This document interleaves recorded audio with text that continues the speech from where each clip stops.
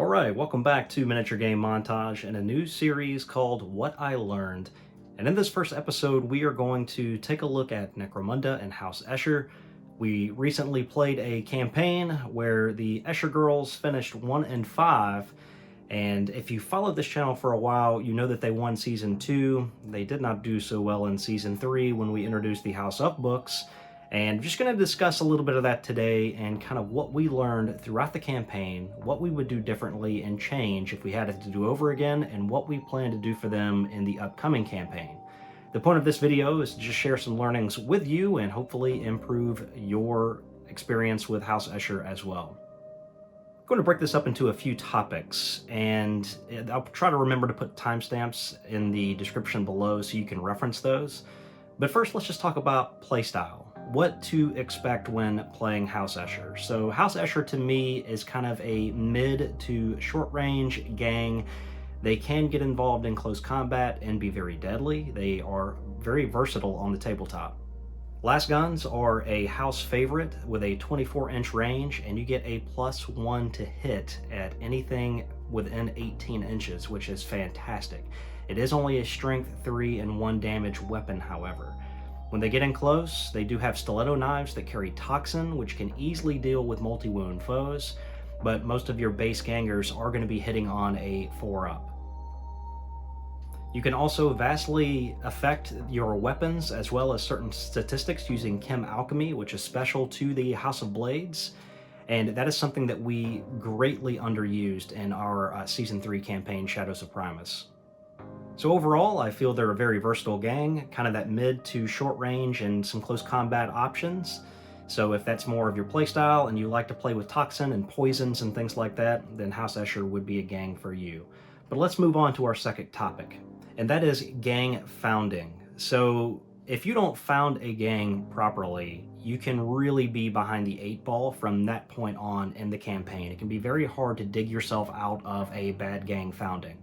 We're going to talk a little bit about that today and how we messed up in Season 3.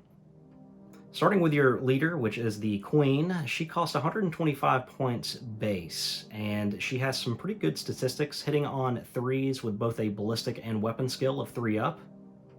She is a multi-wound character, so carrying 2 wounds, and she moves 5 inches.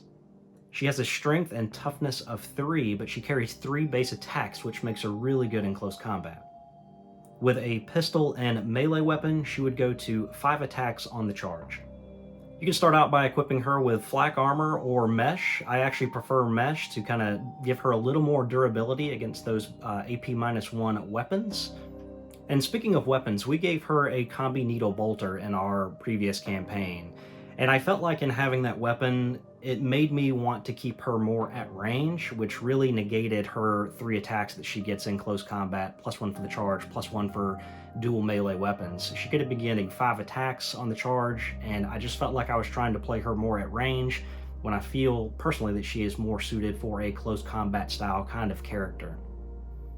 As such, I like a needle pistol here because it's only 25 credits, which is much less than the combi bolter combination. You still get toxin rolls, the range is a little shorter, but it kind of encourages you to get a little closer to take advantage of potentially another weapon that you can give her, and that's a shock whip. And I like the shock whip because it is versatile. That means you can attack at range. So if she has a 5-inch move, she could potentially get 8 inches and then strike with a versatile weapon a few more inches away. That shock whip is about 5 credits more than a stiletto knife, but versatile really does make a huge difference in Necromunda, not only adding to your charge range, but allowing you to stay out of combat, potentially avoid reaction attacks unless the opponent also has a versatile weapon. It also has the shock ability, so if the hit roll is a 6, you will auto wound. It's strength +1, there's no AP, but it's still a really good option in my opinion. So with those 2 equipped, minus any Chem-Alchemy you may do, she's about 190 credits if you run her with mesh armor. Alright, so let's move on to the champions, and you've got 2 that you can choose from. Matriarchs, which are your normal champions, and then you also have Death Maidens as your specialist, and I really like Death Maidens. I highly encourage you to run one of these in your gangs. At 115 credits, they hit on 2s in close combat. They have a ballistic skill of 3, the strength is 3, and the toughness is 4. They are multi-wound with 3 base attacks. They are a cool of 4+, so they stay in the game. And they can only carry pistols and close combat weapons, and toxin weapons reroll 1s. I like mesh armor for that little bit of extra durability if she does get into close combat, and I like venom claws as well. Up your attacks to 5 on the charge, hitting on 2s and re-rolling toxin rolls of 1s. It negates the parry trait, and any 6s that are rolled will make your opponent a -2 to his reaction attacks. Oh, did I mention that they're AP -2? You could do a cheaper last pistol to get that extra attack in close combat. If you want to take advantage of toxin, consider the needle pistol. Not bad for 185 credits. For a more normal champion, I've always leaned to a plasma gun, and where we made a big mistake in our campaign is we did the Nightshade Chem Thrower, and I just really had a difficult time taking advantage of that weapon. With your champion hitting on a 3, I would suggest taking advantage of that increased ballistic skill and get a plasma gun, because in this game they just simply do work. By taking advantage of that, you can give them flak armor to save some credits, as this champion would stay more at range.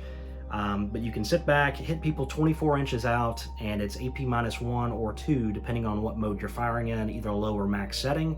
And then you also get the +1 modifier for being within 12 inches, +2 if you're firing it in low mode. So the weapon fires at strength 5 or 7 respectively, and just overall is really good value for someone that's going to hit on 3s. If they get within 12 inches, it's anything but 1s to essentially pin them, or they just negate full cover and you're still hitting on 3s. So in total, that would be 210 credits with flak armor, and I think is a great overall option for just your regular champion. Now we move on to the meat of the roster, which is the gangers, or sisters as House Escher calls them. And while las guns are really popular here, let's cover the base stats first. These girls will move 5 inches, and they will have a ballistic skill and weapon skill of 4 up, strength toughness of 3, and 1 attack. I don't favor them too much in close combat due to that 1 attack. I mean, obviously that goes to 3 on the charge, but if they have dual melee weapons, but you're still hitting on 4s. So when founding, remember that you can promote 1 ganger to a specialist, and again, if you make that promotion to a specialist, I do favor another plasma weapon. I know they're expensive, but you can really never have enough plasma weapons on the board. You got to keep in mind, with that specialist, you're going to be hitting on a 4 up versus the 3 up, so it's going to be better suited to have them within 12 inches, so you get that +2 modifier. I still like flak armor here, so that just makes them a little bit cheaper. But for most of your gangers, las guns is going to be your go-to. 24-inch range, and you get a +1 to hit within 18 inches. It's only strength 3 weapon and 1 damage. There's no AP on it, but still it's a pretty cheap option for House Escher, and you'll find yourself running most of your gangers with a las gun if they're just being normal gangers. Alternatively, if you wanted to make them more close combat oriented, you could give them a las pistol. Those are extremely cheap as well. And then a stiletto knife. And the stiletto knife gives them the toxin benefit, which can really hamper even multi-wound characters. If you get a lucky hit, which is normally going to be on a 4, and a wound, that wound roll is going to be a toxin roll, which could potentially take them out of action in general. You'd be getting 3 attacks once again on the charge due to the dual melee weapons with toxin, or with the stiletto knife, as well as the las pistol. So that's something to keep in mind as well. Only 1 die can go to your pistol. The other 2 would be going to your stiletto knife. So that covered, we will now move into Juves, or little sisters as they are called. They do get +1 to their movement, taking it to a 6. Their weapon skill is still 4, but at range, their ballistic skill becomes a 5. So as such, I don't really recommend taking ranged weapons with these girls. You could, obviously equip them with las pistols pretty cheaply, but they do tend to be more close combat, objective getting kind of ladies. They also have specialists called Wild Runners, and while only a strength of 2 on these girls, they do have a weapon skill, ballistic skill of 4, tend to be a little expensive. You can equip them with wild bows or throwing knives, and you can get toxin on those. So they can be a bit deadly, but I do think that they're a bit pricey for what they are compared to the little sisters. So in summary, House Escher has a lot of ways to get the job done at that mid-short close combat range. It really just depends on what kind of style you want to play with the gang. If I had to do it over again, I would definitely not put that Nightshade Chem Thrower onto one of my specialists or the champion. I would have went more plasma there, take advantage of that ballistic skill of 3, and I would also continue to run Death Maidens. They are outstanding, and they have some really good cards that make them even better, and we're going to cover that in just a minute. So for our third topic today, we are going to look at skills, and primary skills for Escher will be agility for the leader at least, agility, combat, and leadership. We took dodge on the champion, which was a bit, I don't know. I just, you got to roll a 6 in order to dodge the attack. It didn't really care for that too much. I like Spring Up much better because she has an initiative of 2. So on a Spring Up, if you get pinned, you pass the initiative check and you can return it to standing. And this is fantastic when somebody is trying to pin you when you're trying to get in close. If you haven't used your activation yet, you could Spring Up and then use your charge to get into combat. That Spring Up action is free, and then once you get into combat, you can certainly do more work. So I highly like Spring Up. I like Spring Up on Death Maidens. Overall, that just provides a lot of good value. Sprint is another good option, and this is more for board control, more for getting objectives. Sprint just allows you to essentially get an extra free move, so you can move up to 15 inches if your base move is 5 inches, and just really good for getting around the board quickly, getting into positions to score objectives if you were playing that type of game. Leadership is a bit overshadowed by Spring Up. There are some things in there that I liked. It's just when you look at Spring Up, I just think it fits better. Your Death Maidens, they add Finesse as a primary.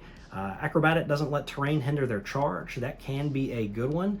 Lightning Reflexes is good to hit and get out from another fighter, avoiding their reaction attacks. It's situational. I still lean to Spring Up to get these ladies off the ground and get them into combat. Now for the fourth topic, this is something that we completely underutilized in this campaign, but it is Chem-Alchemy. Chem-Alchemy it's a big advantage for Escher. You can use ammo in the forms of toxins and gas, and then you can also apply stems before each battle to alter attributes and things like that. We really underutilized this in the campaign. The one big downside to Chem-Alchemy is it has to be maintained. So when you use a stem or use something, it has to be repurchased. So it is something that throughout the campaign you do have to keep up with, and there's a little bit of maintenance involved, and it can become relatively expensive depending on what you're purchasing. You would want to get something like a Clan Chemist as early as possible to help reduce the cost by D6 times 10 of what you're making. And I think potentially sell these to other players in the campaign. That was kind of the thought behind the whole Chem-Alchemy deal, was to be able to trade it and hopefully create some revenue streams from doing so. This, of course, is all up to arbitration if you're doing that in your campaign, but it is something to just, keep an eye on. As, Escher, this is a maintain type of thing where you're going to be spending money to make this ammo and make these stems, and we're going to cover each one of these right now. Now let's talk about the different kinds of chems that you can make, and we'll start with stems. And stems can be applied pre-battle, or they can be administered during the battle by the person carrying it, or if you're in base-to-base contact with another fighter, you could administer it to them that way.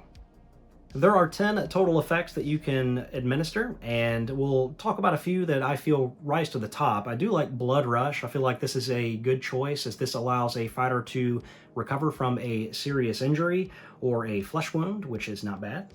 I tend to favor the Hyper Elixir on a lot of my close combat focused ladies, such as the Death Maidens. It gives them an extra 2 inches of movement, and with her already moving I think it's 6 inches base, that it takes her to an 8, she can really get into close combat quickly.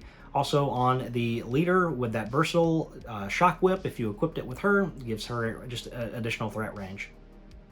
Night Night is probably one of the best stems that you can make, as it makes all of your injury rolls are out cold.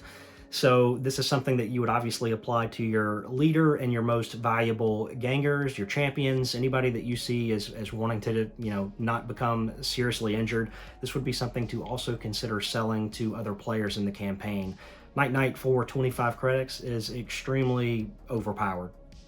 And then also an honorable mention to Wide Eye, and this is more situational, but if you feel like that there's going to be pitch black, that allows you to ignore the pitch black rules and just overall keep an eye on the board in some dark conditions. Now, moving on to more of the ammo, we'll start with Bane. Bane is, when you hit a fighter with this weapon, they will have a toughness of 3. So this would be good if you're up against some higher toughness kind of gangs. Making them a toughness of 3 really negates what they are all about.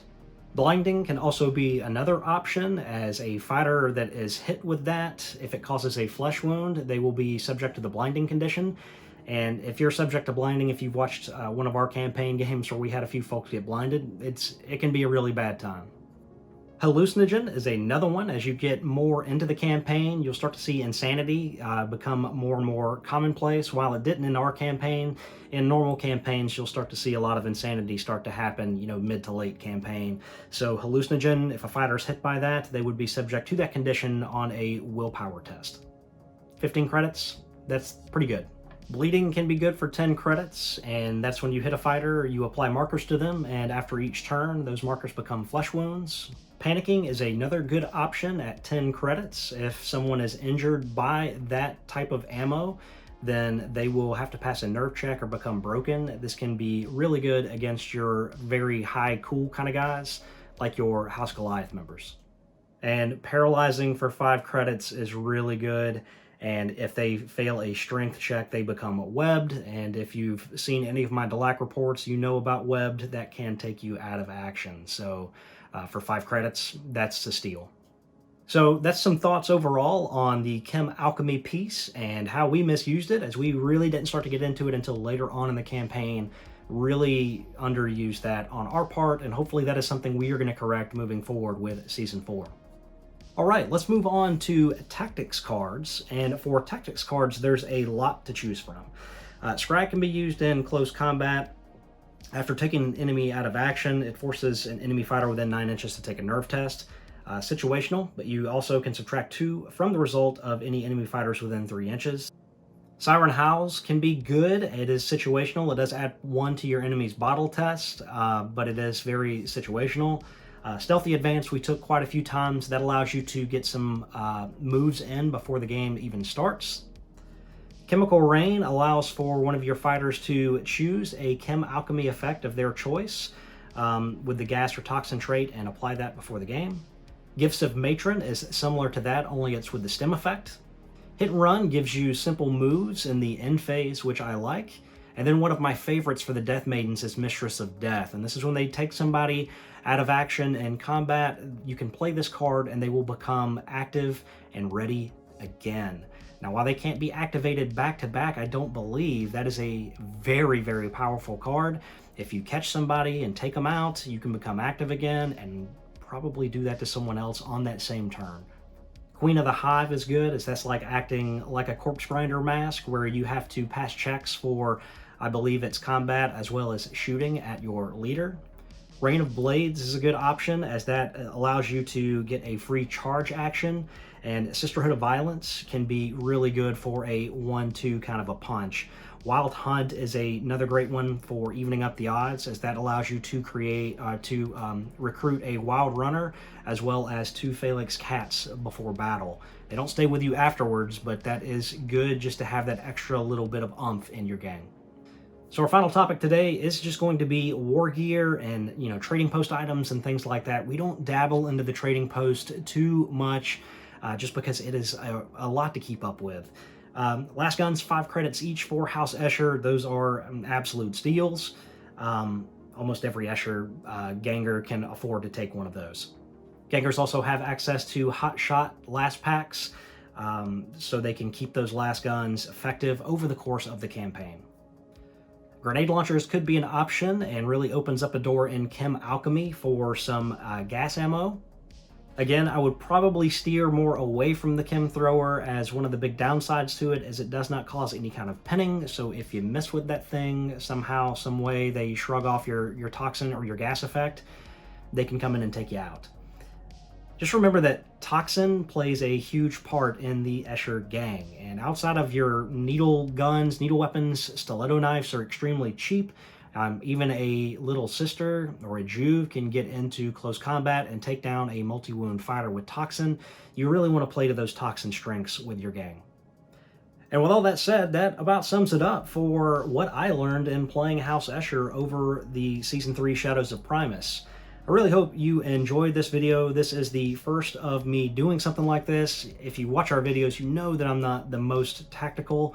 We tend to play narratively, not competitively. So when I'm making lists, I don't min-max, and I'm not looking for ways to really just maximize my firepower on the tabletop. I do often look for ways to play narratively and include, things like Wild Runners, although they're double the cost of a Little Sister.